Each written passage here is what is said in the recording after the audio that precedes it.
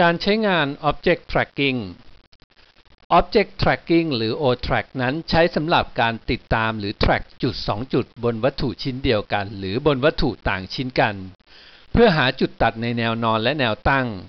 หรือเพื่อหาจุดตัดตามค่ามุมที่กำหนดใน Polar Tracking เราใช้ปุ่ม Function Key F11 ในการควบคุมการปิดเปิด Object Snap Tracking หรือเลื่อนเคอร์เซอร์ไปคลิกบนปุ่ม Object Snap Tracking เพื่อเปิดโหมด Object Snap Tracking โดยปกติหากเราไม่ใช้งาน Object Snap Tracking เราจะต้องปิดโหมด Object Snap Tracking ไว้เสมอในที่นี้เราจะใช้งาน Object Snap Tracking ให้กดปุ่ม Function Key F11 เราต้องการเขียนวงกลมโดยต้องการให้จุดศูนย์กลางของวงกลมอยู่ระหว่างกึ่งกลางของสี่เหลี่ยมผืนผ้าทั้งในแนวนอนแนวตั้งและต้องการให้รัศมีของวงกลมผ่านจุดตัดในแนวนอนและจุดตัดในแนวตั้งของเส้นที่อยู่ทางขวาล่างทั้ง2เส้น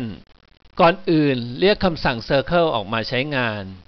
เมื่อปรากฏข้อความ Specify Center Point for Circle ให้แน่ใจว่า O-Track หรือ Object Snap Tracking อยู่ในสถานะเปิดแล้วเลื่อนเคอร์เซอร์ไปยังจุดกึ่งกลางของด้านล่างหรือด้านบนแล้วเลื่อนเคอร์เซอร์ออกจากจุดกึ่งกลางเราจะเห็นเครื่องหมายบวกเล็กๆสีแดงค้างไว้เลื่อนเคอร์เซอร์ไปยังด้านซ้ายหรือด้านขวาแล้วเลื่อนเคอร์เซอร์ออกในขณะที่เลื่อนเคอร์เซอร์ออกนั้นให้แน่ใจว่าปรากฏเครื่องหมายบวกเล็กๆสีแดงค้างไว้แล้วเลื่อนเคอร์เซอร์ไปตัดกันตรงกลางเราจะได้จุดศูนย์กลางของวงกลม